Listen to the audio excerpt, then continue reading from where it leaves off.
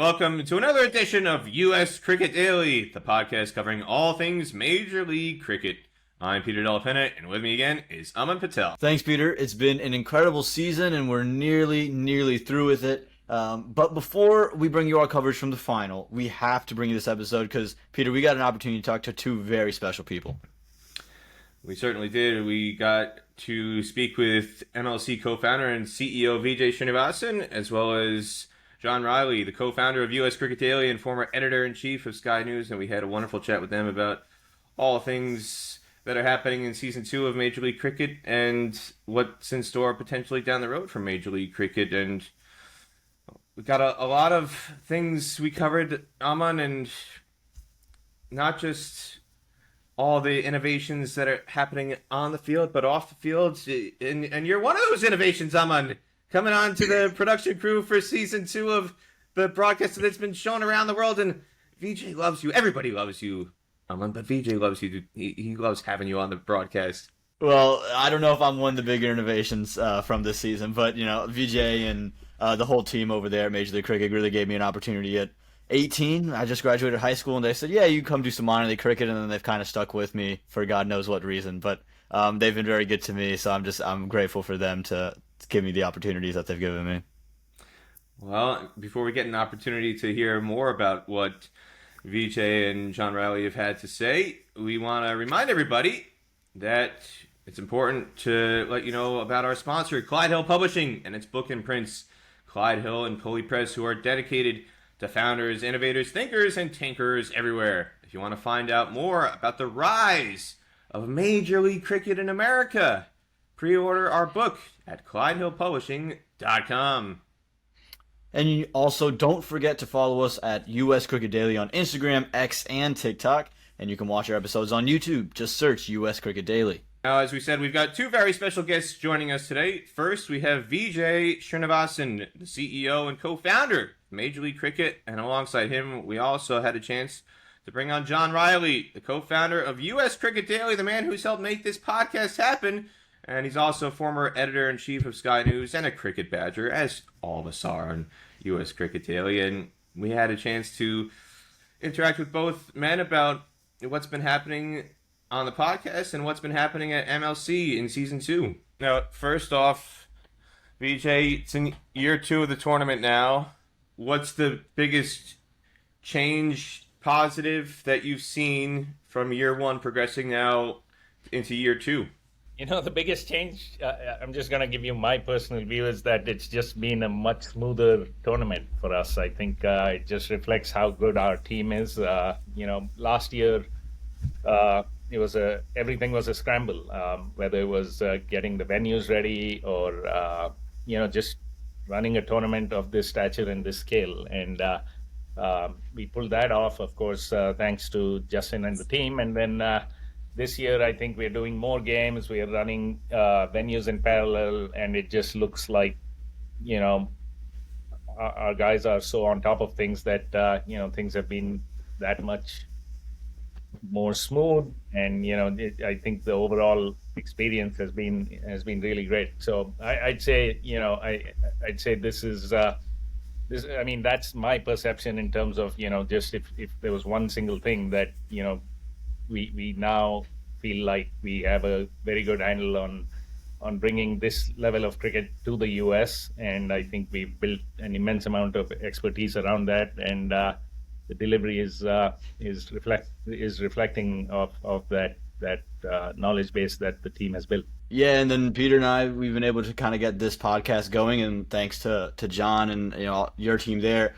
You've created now the #1 cricket podcast in the States, John. Why was that important to you, and what's gone into that process? So I'm very excited, and we all are at the podcast about the future of cricket in America. We had the World Cup a few weeks back. We've had an exciting competition so far with the MLC, and then we'll move on year 3 next summer with the MLC, and then the Olympics.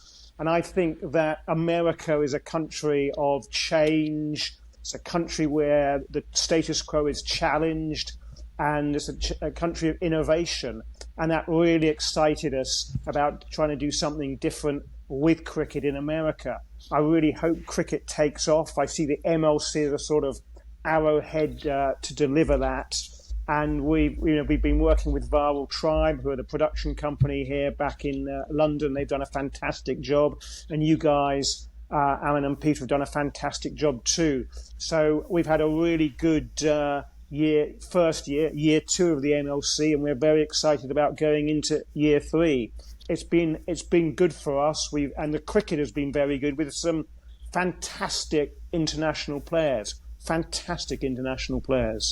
No, 100%. And as the saying goes, content is king, marketing is queen. And if the content is in there and on the field, we don't have a podcast to really talk about if the quality of on-field product is subpar. And there's no doubt that the quality of overseas players is right up there with the best T20 franchise leagues in the world. And you're seeing that this year in the case of Washington Freedom, with the likes of Pat Cummins coming along, Travis Head, Steve Smith. They've revamped that squad, and also it's not just the overseas guys who are making things happen for them. You've got Saurabh Netravalkar, you've got Andres House, few of USA's biggest stars in the T20 World Cup, and guys like that make the league so competitive to watch and entertain the masses. And I'm just curious from that standpoint, Vijay, what kind of feedback have you gotten in terms of whether it's fans or owners or other people involved with the league in terms of how they feel about the on-field product, especially coming off the back of the T20 World Cup? Obviously, you had big names in year one. Everybody had their attention grabbed by the likes of Rashid Khan being part of the league in year one and Andre Russell and so many other guys, but there's really been no drop-off in year two from that standpoint. No, Peter, I think you touched on, two or three very interesting points in what you said. The first thing is, we had a pretty good, lineup of players in season one itself. But then, what happens, as you know, in the world of cricket is, a lot of these players go and then they play in other tournaments around the world and they interact with other players at the IPL and various other tournaments, and word gets out that, hey, there's this great thing happening in the US. It's actually a really well-run event. It's there's a lot of excitement on the ground, and then players start talking among themselves, and agents get involved and things like that. So, and that translated into the quality of the players that signed up for season two. I mean, it's a pretty simple formula. You do something well, word gets around, and then other people want to be part of it. And then, like John said, there's something unique about our ownership group in terms of our teams in MLC. There's leaders and titans of industry in various aspects, whether that be from the startup world or from some of the most established companies in the world. And there's sort of that, and that's what being part of that's what the US is all about in some sense. It's that sort of mentality of being successful and being able to build something new and being part of that, and players have wanted to be part of that. And I think you mentioned Pat. When I think somebody I was reading an interview with him, and for him it was being part of this tournament that we are building and this ecosystem that we are building for cricket here in the US, and he wanted to be involved from the ground floor. But then there's also this opportunity to get exposure to various other things beyond cricket. And I think that's what MLC is about in some sense. So it encapsulates a lot of that. And that's been reflective of, how competitive the games have been. The quality of the cricket, end of the day, is what's going to differentiate any event. And that starts with the players. And then the second piece is last year, our U.S. domestic players, we had all of them, but they didn't have the same name recognition that they do this year because of what the U.S. team went out and did in the World Cup. So players like Saurabh and Aaron and Andres, and I can go through the whole list, but they are now sort of names that U.S. fans can sort of relate to.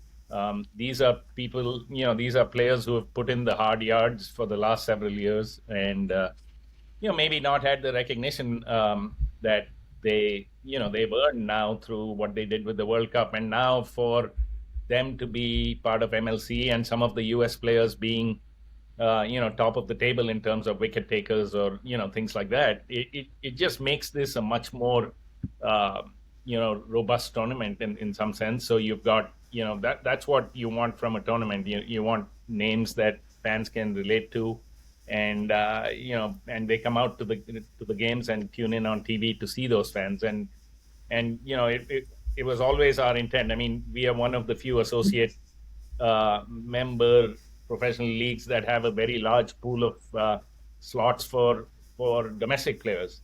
And Peter, you and I have talked about this many times. For us, MLC is sort of a means to an end. We it's not the be all end all for what we are trying to do. It's meant to be a platform to elevate US cricket as a whole, and for these players to be playing with the names like the Travis Heads and the Steve. I mean the stature and the experience that players like Steve Smith bring to the tournament, and for them to be playing alongside some of these US players, it's just a remarkable experience. And I think that's what season 2, to me, that's the story.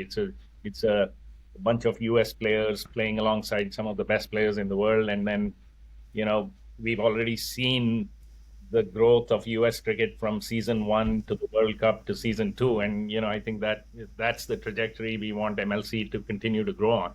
As we've seen MLC grow, it's kind of reached different corners. And John, for you, I'm not sure how much of season 1 you caught, but obviously in season 2 you've been all around it. What's been your reaction to the league, and then how surprised have you been? What surprised you about the league and what it's done so far? I suppose what surprised me is the, as we've discussed, the strength of the players, and you've got some fantastic players there.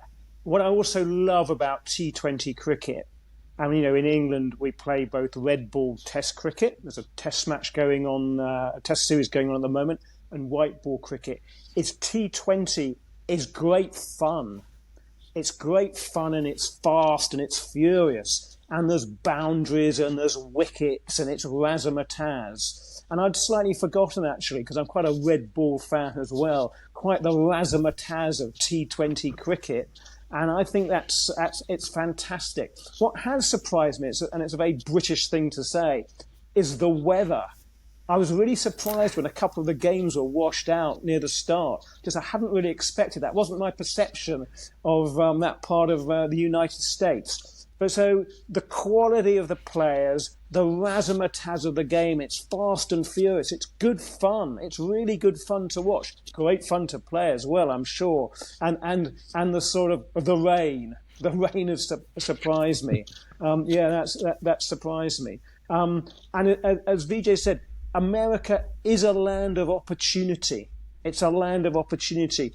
And, at US Cricket Daily, we're really excited about the future. Really excited about it. I got 2 questions to follow up on that. One for John and one for Vijay. Kind of following up on Vijay's answer.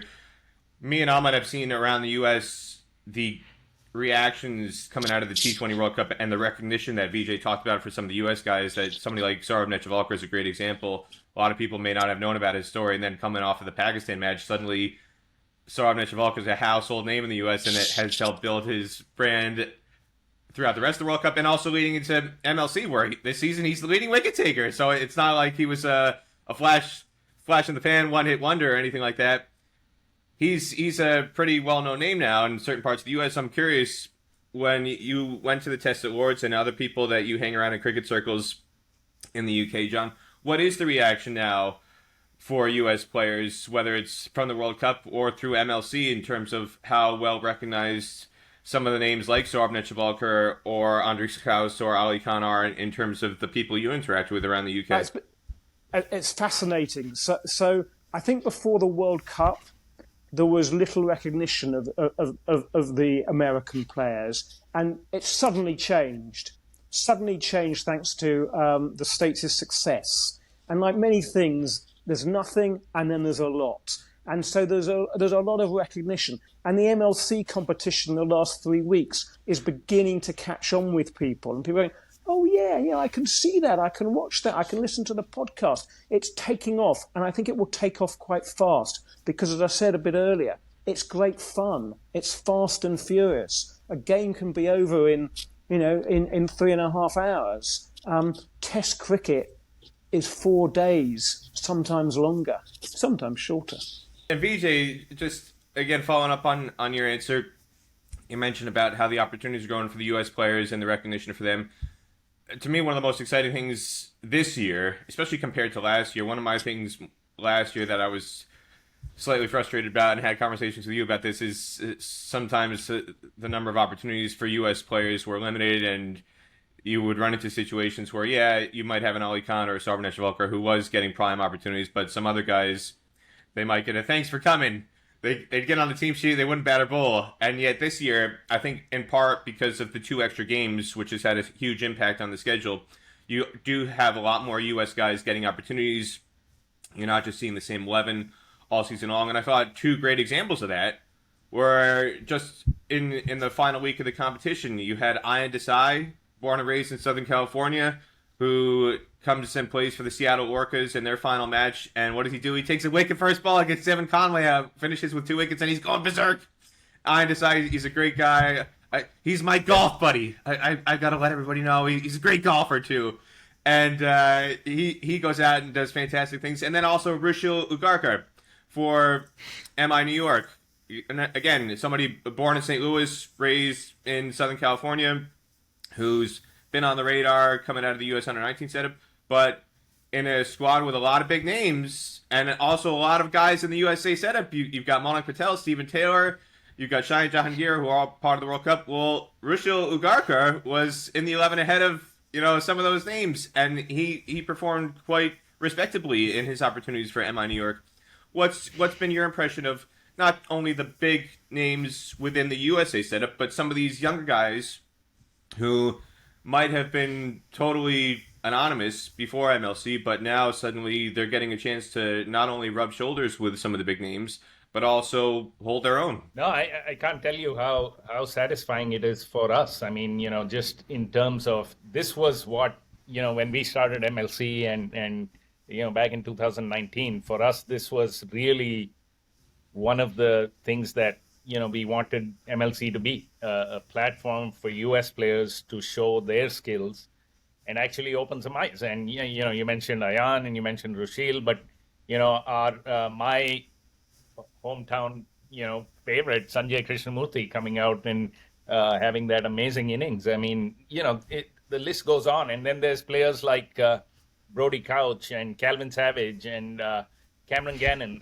These are names that are all, for people like us who've been around the system. These are, for us, it was just something. It was only a matter of time and opportunity, and for them to showcase the fact that they are up there with some of the best, best players in the world. I mean, I have no illusions that U.S. cricket still has a long way to go in terms of just being consistently competing with some of the best teams in the world, but it's immensely gratifying that, we've got a stable of players now that, are going to push the existing players, for spots in the team, I hope. And, that's what you want. I mean, it's not enough to just have just barely enough players to put together a decent team. You want bench strength, and you want players pushing the existing players, and you want new players coming through the system.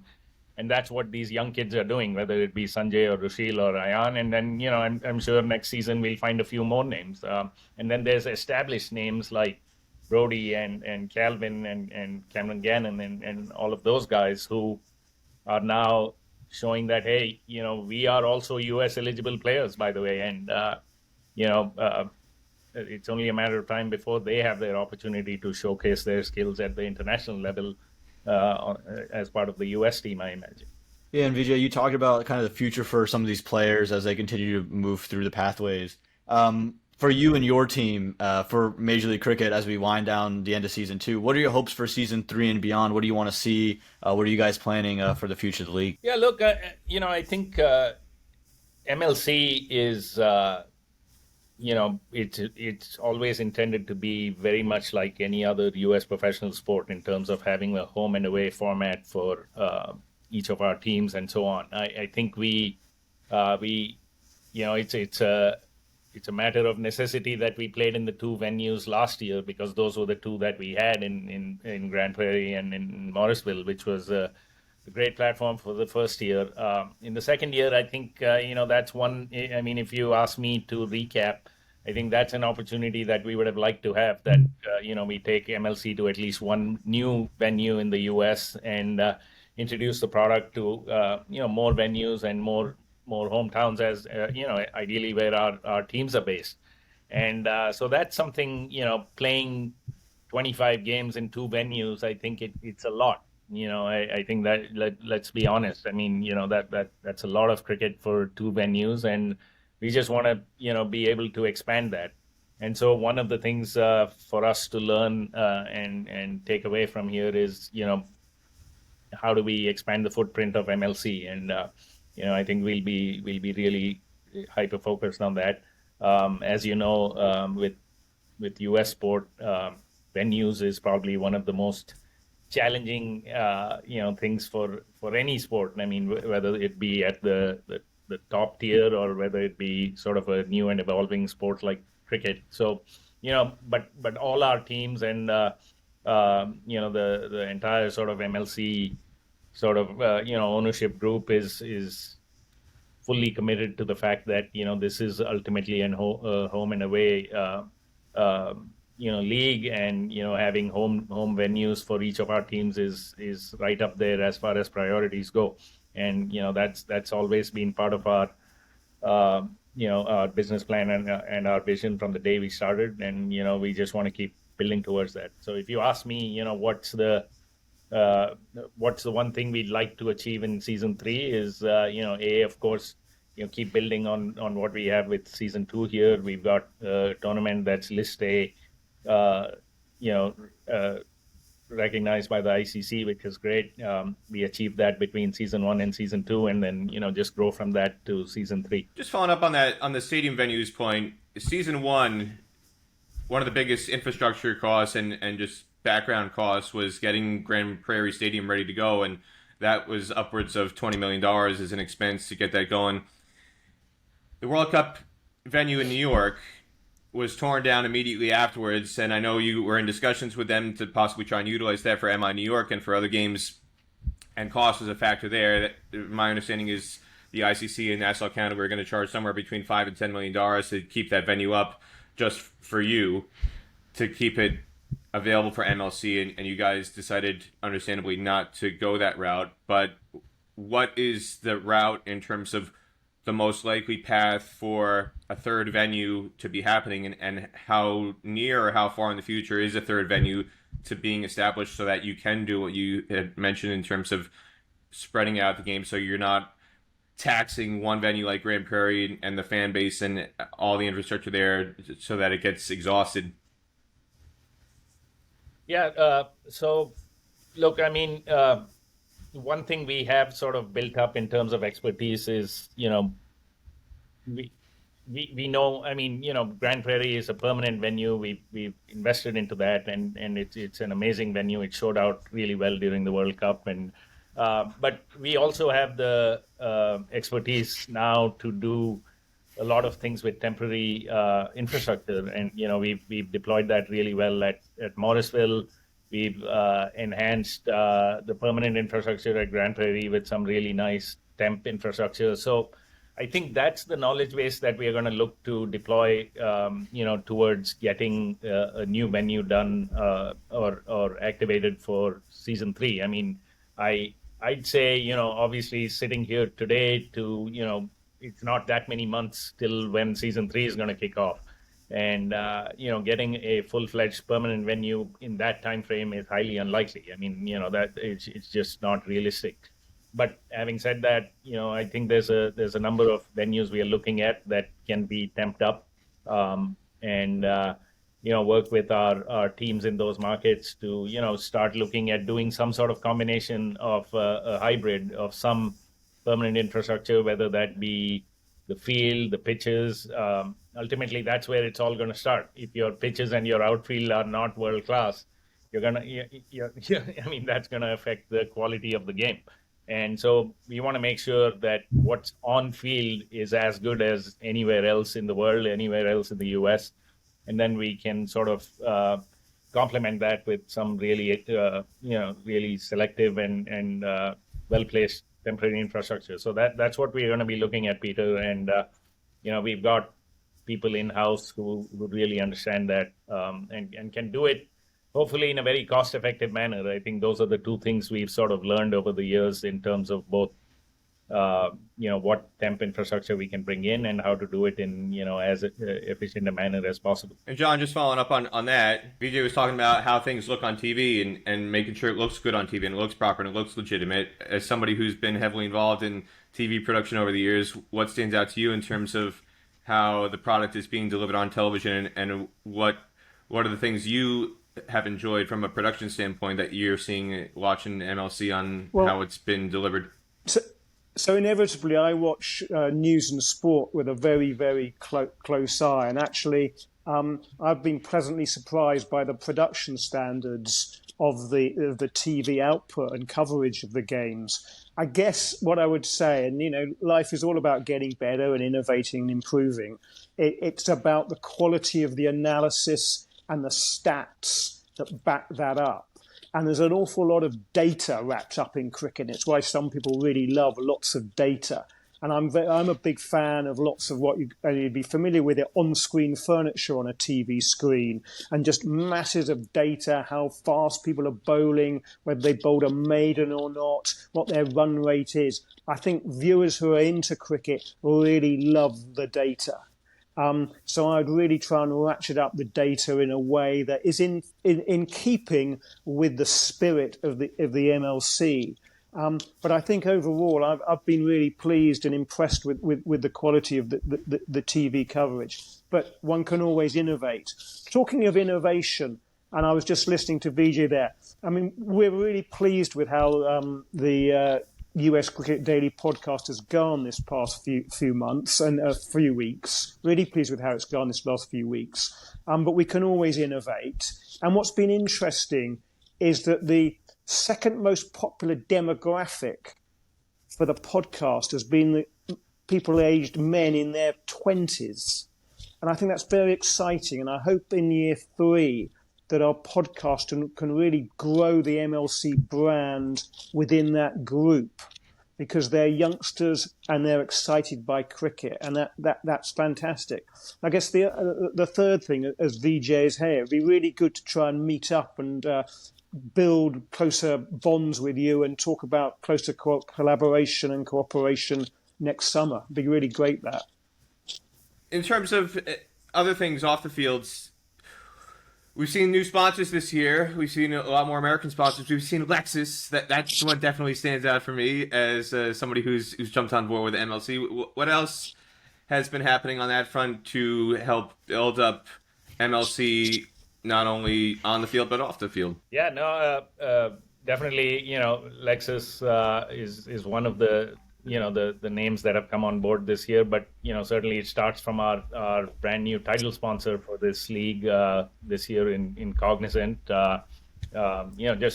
Just having a name of that stature in sort of the in their industry, it just validates a lot of things we did in season 1. And Cognizant came on board. Obviously, they've been involved with other American sports or global sports at a very significant level, whether that be golf or Formula One and so on. And then their next foray into the world of sport, for it to be cricket and through MLC, I think it means a lot for us. But then we going just down that list, whether it be Stake and Lexus, who you mentioned, NTT.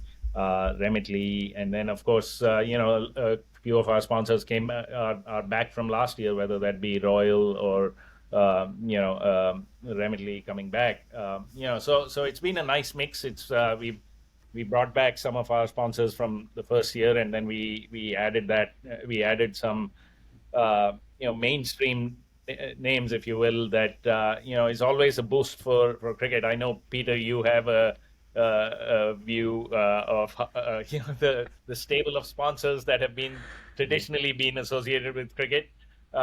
It's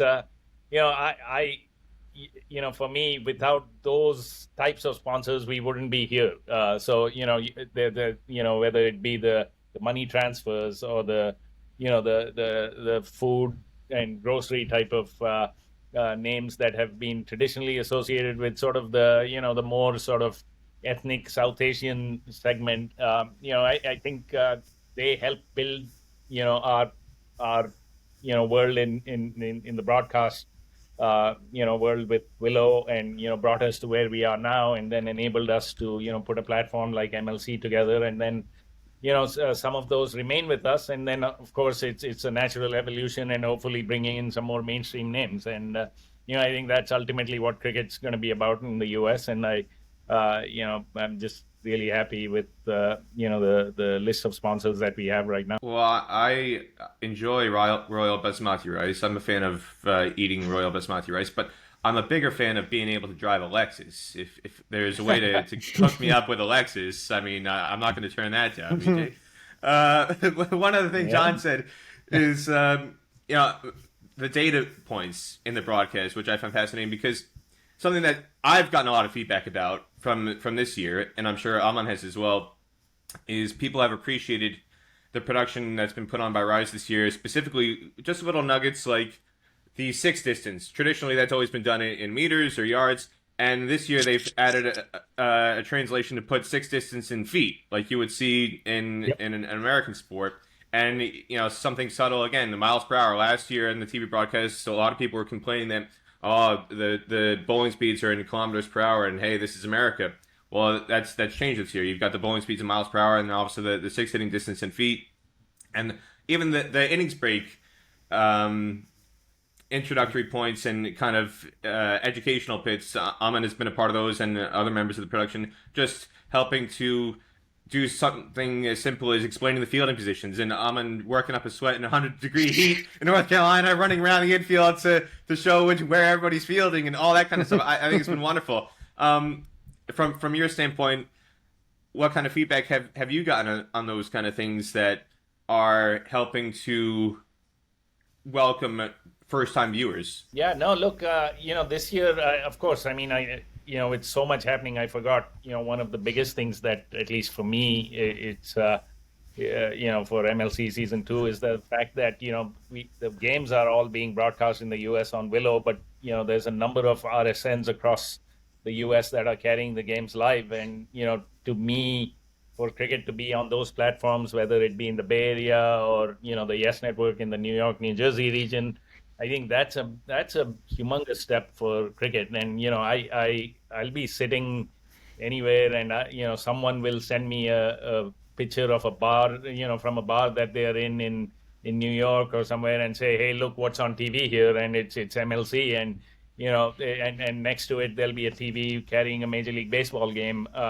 So that's a small step in many regards, but I think in terms of just evolution, I think it's massive. I think for cricket to be on a number of mainstream networks across the US, and to get these casual American sports fans sitting in a bar somewhere, or just flipping channels at home, to then tune in and see this sport that maybe they've not seen before, and then watch 15-20 minutes of it and say, hey, like John said, man, that's a lot of action that happened in those 15-20 minutes. Maybe I should just tune in to the next broadcast of this. That's huge for us, and I can't tell you how many messages I've received. Hey, is this you guys? And of course the answer is yeah. I mean, MLC on a mainstream platform, to me that's just something that I think that just gives us a stepping stone to bigger and better things, I hope, for Season 3. When that regional sports network, RSN, you referenced the regional sports network, for people who don't know what that term means,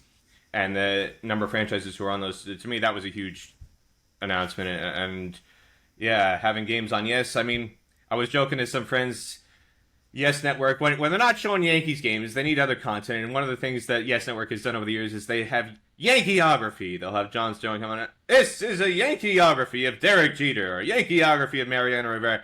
Hopefully, in the near future, Vijay, we'll see a MI New Yorkography of Nash Kenjige, or MI New Yorkography of Rashid Khan. We can get some content outside of the live content on the Yes Network for cricket. That would be a huge step. When that happens, I feel like my work is done with U.S. cricket. I'll be like, a happy man, and I think, this is...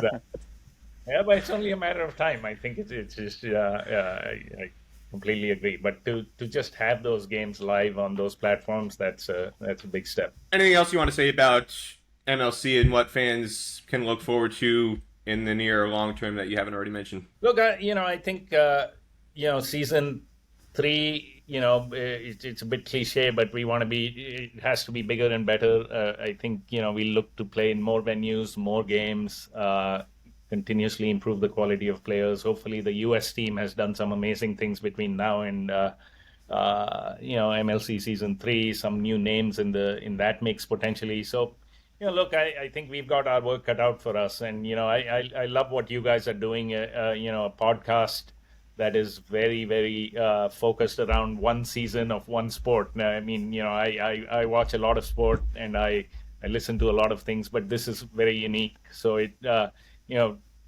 love that, you're focused so much around, what we are doing, and to the extent that, we can work closer together next season, get some of our players on these podcasts and, be just more tightly integrated with the product and the season. I think that's something that I'd be really excited to do. That'd be really great, because I'm a great believer in growing the brand of the MLC, and the MLC is a startup, and that's exciting. That's a really exciting endeavor and venture, particularly in America, a startup.